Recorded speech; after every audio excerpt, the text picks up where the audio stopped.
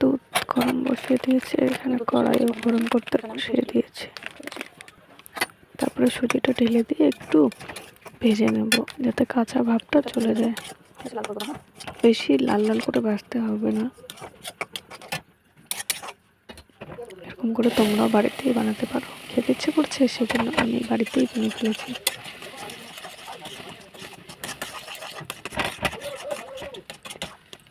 তারপরে আস্তে আস্তে দুধটা ঢেলে দিতে হবে, কিন্তু আমি আগে চিনি দিইনি। হ্যাঁ, মিষ্টির শিরাতে ঢালবো বলে চিনি আগে দিইনি সুজিটাতে।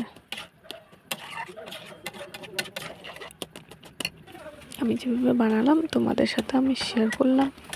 তোমরা এখন কে কীভাবে বানাও সেটা তো আমি জানি না।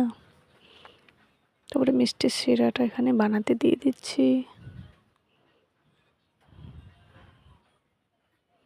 চিনি ঢেলে জলটা একটু আগে ফুটিয়ে হালকা আছে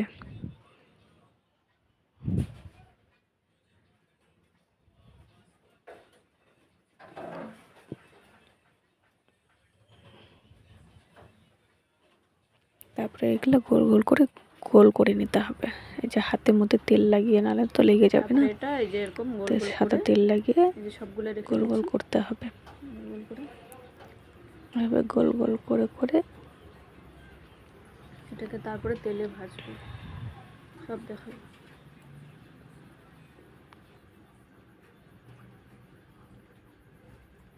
এখন বন্ধ কর, বন্ধ কর এখন। আমি বন্ধ করে দিছি। করিস না ভিডিও? করছি আমি এমনি বসে আছি দেখতেছি।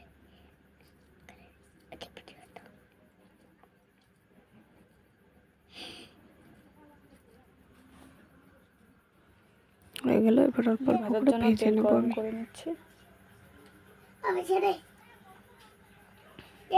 এটা গরম করতে দিলাম তো।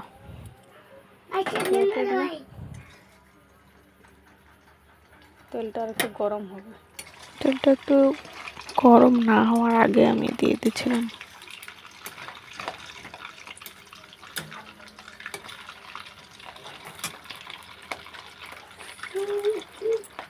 সবগুলো একে একে করে ভেজে নিলাম। লাল লাল করে কড়া করে ভাজতে হবে। গোলাপ জামুন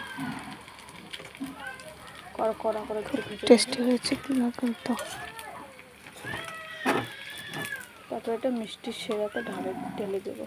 জানি না কেমন হয়েছে, তাও আমি যেভাবে বানাচ্ছি সেভাবে তোমাদের সাথে আমি শেয়ার করলাম। ভালো লাগলে ভিডিওটা কমেন্ট করে দিও।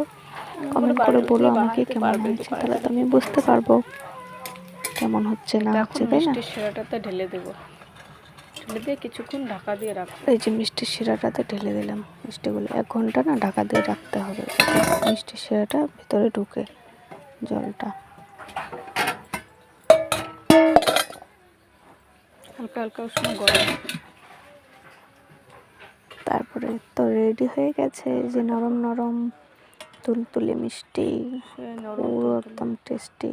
বড় হয়ে গেছে ফুলে, নরম একদম। তাই ভিডিওটা এই পর্যন্তই। Tata, bye bye. সকলে ভালো থেকো, সুস্থ থেকো।